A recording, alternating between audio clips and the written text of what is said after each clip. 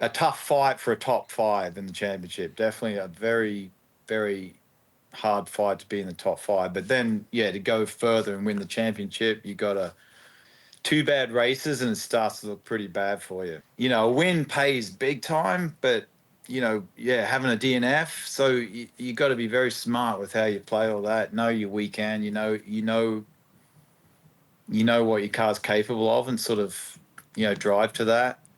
Don't get sucked into the moment, Is that where with emotion. So is that where you've been so strong, Will? Because as you said, this is your 21st season this year.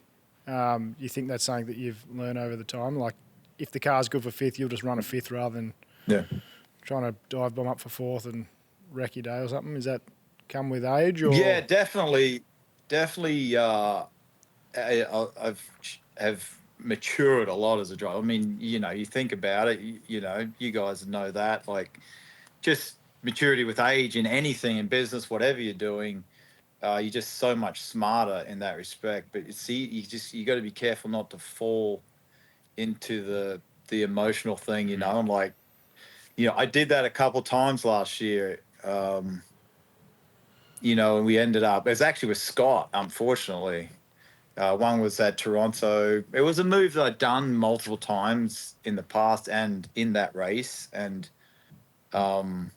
usually the guy kind of gives up, like, but yeah, that would have been a time to really just sit back and take the points. As it was, foolish move. But you got to know that was, you got to walk that tightrope, right? Like, if I got him, then I had a shot at Dixon, and then suddenly you're on the podium and you've got some good points. So, it was late in the race, but I have to say, if I had my mental smarts and just maturity of now, back in the early days, I'm sure I would have won more championships.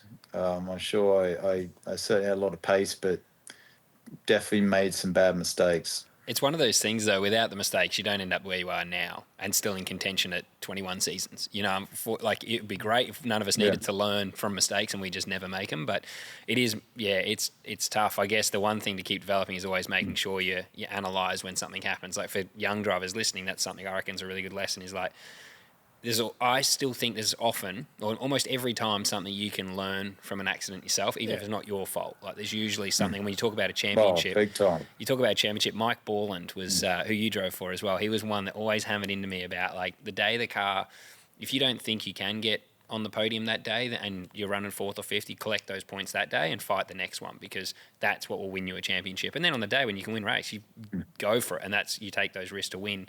But the championship, I see here, like, you got 3 wins, but everyone in the top 6, the least amount of wins was 2, and the most is 3. It is like, that's why we ask who you think is the standout, because sitting on the side, it's nearly impossible to pick someone in IndyCar as a standout. Like, Formula One is always one team, or maybe 2 teams, like McLaren kind of found their way at the end, but my question is, like, what happens in an off season as well, or do we or would we expect that there's going to be this many drivers in contention? Is there development that happens, and do you think as a team, because everything's a lot more controlled in Formula One, but do you think you guys can make a step forward with your package to the point where you are a step above everyone else, or do you expect something similar to last year? Oh, it's very minimal, man. It's very controlled. The only thing you can touch is the dampers, build your own dampers. And I think we spent a lot of time with that same, it's the only sort of only series in the world that allows mass dampening, the inerters in the damper. So, and I think everyone's developed that a lot and probably ended up at a similar conclusion. So it's very fine details, a lot of driver analysis, a lot of video and driver analysis. We have a thing called Dartfish, which I'm not sure if you guys use that, where they film. They actually got a system now to film a whole lap. So basically now when you come in the pits, they'll be able to put an iPad in front of you, and you will have the whole lap of the quickest sectors of each car filmed from the outside, so you can see where someone's flowed more speed or slowed the corner up, bigger exit, or used this curb, or so we get so much information between every session. And then in the off season, you do a lot of analysis on driving details, and you work on that in the sim, and it's a lot of that in IndyCar now. So, and also because of legal reasons, every team can see each other's telemetry. So you get speed, throttle, steer, brake, from every car on the grid. Everyone sees each other's data. So it's hard so no one can really hide things. And so a lot of it's, based around driving. Obviously, set up philosophies. We all know, it's bars, roll centers. It's all the same adjustments everyone can do, springs. So you can turn up the track and have a very good handling car, but be in the wrong philosophy, like say, oh, we turned up, we have high aero, but a safe mechanical balance, like high front aero, COP. But the quickest car will have a high roll center and low front aero, and like you're just simply in the wrong box, and you'll be, 3/10 is like bloody outside top 10. So, then you got to quickly switch, which we've got good at switching philosophies quickly if we feel like we're off the pace. So, very, very detail orientated now with Right. driving detail, setup detail. Everyone's doing spy photos, so every team's taking photos. So as soon as you do a session, like all the engineers are analyzing, the best cars, what wing angle, front wing angle, what springs they got, what have they got the bars connected, what roll center is it, so it's a lot of that stuff now. And what about from inside the cockpit? What can you do? Because one thing, our Gen 3, for listeners, when we switched to that, we've kind of gone with a very controlled package, but then we've removed driving tools from inside the car, which I think for us was a big negative because that was something in the race. Like at the moment you roll out, and we've joked about it being an engineer's car. One of the downsides is you kind of got what you got when you leave pit lane. The old car, you had the anti-roll bars, which at least you could with fuel load changing and the track evolving, you could change things. So like, what do you have in the car that you can use? We have, front and rear roll bar adjusters. Obviously now a lot of stuff with traction, and you definitely play with the hybrid stuff on steering wheel now, switches, so you can somewhat balance the car like that, with the way it has reverse torque and so on as it regens.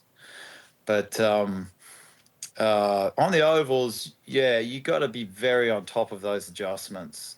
Like if you feel an imbalance, you got to be quick to adjust so you don't dag the tire or dag one end. Be on top of that stuff, which is bars, front and rear bar adjustments, weight jacker. So you do quite a lot with weight jacking. I mean, you can move 100 pounds plus of cross weight each, to your each front wheel. So you could, if you're loose, you'll put a lot of weight on that right front, which, gives you a lot of support, gives you understeer, gives you stability. If you want the car to really turn, you put a lot of cross weight on the left front, which those swings can be massive in the way the car behaves. Massive, as you would know, like if you had a car with cross weight that was not right, like you can feel it significantly. It turns really well one way and badly the other. So, and wing adjustments, obviously, in the pit stops is also very big, and that's on road courses and ovals. And how long is a pit stop to be able to do a wing adjustment? Can they get that done pretty easily without losing on track time?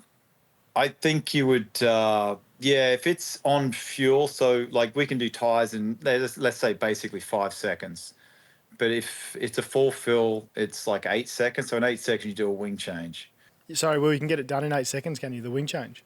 You can, yeah. Wow. Yeah, it's a little harder on the super speedway because they've got to reach all the way around, jump in front of the car. It's on the front nose cone, because you don't have end plates on the super speedway or big end plates. And on the road courses, the front tire change is right there. The end plate of the front wing is right there with an adjuster.